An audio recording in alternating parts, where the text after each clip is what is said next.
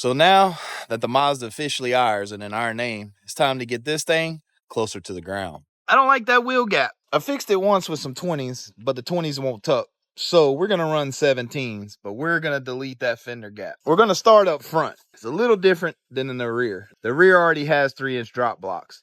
The front can be dropped a bunch of different ways. You can do spindles, you can turn down the torsion bars, but I also found out online there's some ball joint flips that you can do. So I went down to the local O'Reilly's, got us a Master Pro upper and lower ball joints. We're going to do a ball joint flip. Now we have dropped our torsion bars just a little bit from when we got it, dropped it down about 2 to 3 inches. If I keep going, we're going to wind up metal to metal and have no suspension in the front. But by doing this ball joint flip, we should get 1 inch to 1.5 inches out of this truck. So I've seen online. So to start, just so we know how much drop we get, we're going to take a measurement, see where we're at right now. So I'm going to measure from the top of the rim to the bottom of the fender, which is right about 4 1/4. Next step is going to be popping the spindle off of the upper and the lower ball joint. I'm going to do them one at a time. I think I'm going to pop this upper ball joint off first. If you don't know how to undo your ball joints, stop what you're doing and seek professional help. So literally what we're going to do on this top ball joint, as you can see, this ball joint is bolted in from the bottom. We're going to undo these 3 bolts, pop it out of the spindle, and literally sit it on top and bolt it in from there. The bolts will go in from the bottom. That'll give you a drop, the thickness of that ball joint. So you can see the thickness of that metal right there, just by setting this on top of that control arm, is how much you're going to drop it. Now, on a big full-size truck, that's not that much. But on these little mini trucks, that's a lot. And we're going to do the same at the bottom. You don't have to buy new ball joints to do this, but I'm pretty sure these ball joints are from 1986, just like the truck. So I'm going to swap them out for new ones. You need a 17, pull it off about, leave a few threads on it, whack it right here with a hammer till it pops. Take off the nut, lose it. I think we get a new one. Ease down on your jack, make sure your jack's underneath there. Let it flop over. Now we just need to take these bolts off, which I'm pretty sure is a 12. Let's see. 12 was all right. Let's see. Was it a 12? Ooh, yeah. So take these out and put the new ball joint through the top. All right. We got our ball joint out. We got our new ball joint here. Make sure you put your grease zert in. Make sure you grease these things. And this is all you're going to do. You're just going to drop it in from the top. Comes with new hardware. You're going to put the new new bolts in from the bottom, torque them down, and we're going to put it back together. So I will mention a few things in my video that the other videos on YouTube didn't mention. And I'm not going to say they didn't mention. I watch YouTube videos kind of like I read books. I look at the pictures, so I just skim through it, get to the parts I need. But I noticed the hole in the top is real close to the rubber. I was able to push my rubber down and get it underneath this lip. You might not be able to on yours, so you may need to do a little trimming in this circle. Also, the bolts out of the factory ball joints, these up here are 12 millimeters, and the castle nut on the upper control arm is a 17. On the new Mastercrafts from O'Reilly's, these are 14s, and this is a 3/4. Now that we got this back on, we're going to jump down to the bottom, pull out this ball joint. There will be some work we got to do in here. You see this hump right here? We are going to have to cut that hump out to flip the ball joint on top.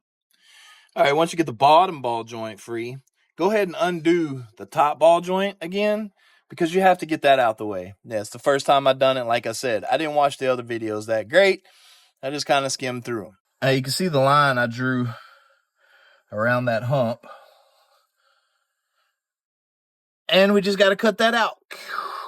Right now, I just have mine unhooked. It's loosely sitting here. I may have to take the caliper off to push it out the way so I can get my grinder in there, because all I have right now is the grinder.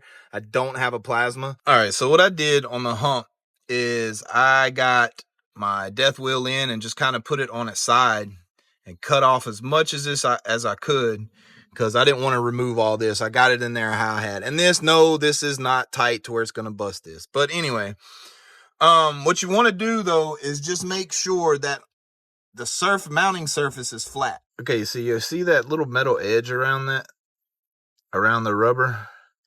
You want to make sure when you clearance that hole right there, that a clearance is enough around there to where when you put it in, the bolt holes line up, which mine do, you just can't see them. So that's all you want to do. Make sure you got enough clearance in there for the ball joint and the ball joint rubber. All right, so I use the factory bolts for these back ones because what people haven't told me is these are son of a gun to get in through the bottom and get a bolt on them. The factory ones have a 14 millimeter head. The new ones have a 17 millimeter head, and they're a little longer. If I was going to redo this, I think I would drill out the threads and do a nut and bolt, and I might still come back and do that. And that is what your ball joint flip looks like. There's your upper. See, there is some clearance. No issues there. And then there's your lower. Now, you could, from what I understand, you can flip this upside down and retaper your spindle, but I don't need to do all that. Hey, it's dark. Let's get this other side done, take some measurements, and see how low this ball joint flip got us. So it's been a few days since we did the ball joint flip on the Mazda. After a few days, any kind of suspension is going to settle. It's going to sag. We had this thing up in the air, had it all apart. So now it's been a few days. Let's see how much the ball joint flip actually gave us on the drop. And as we're measuring, just like we was before, from pretty much the top of the rim to the bottom right there, and that lowest point is right at 3.5. So that gave us an inch drop. Now on this side, I checked it earlier, about a 1/4 inch off. I had already cranked these torsion bars down. The reason I did this is because I went back up an inch to get the camber back, because you could notice it, the camera was out. So I went back up and then did the flip, and then I was going to do the fine adjustments with the torsion bars. So this one I got to crank down about a 1/4 inch for it to be empty.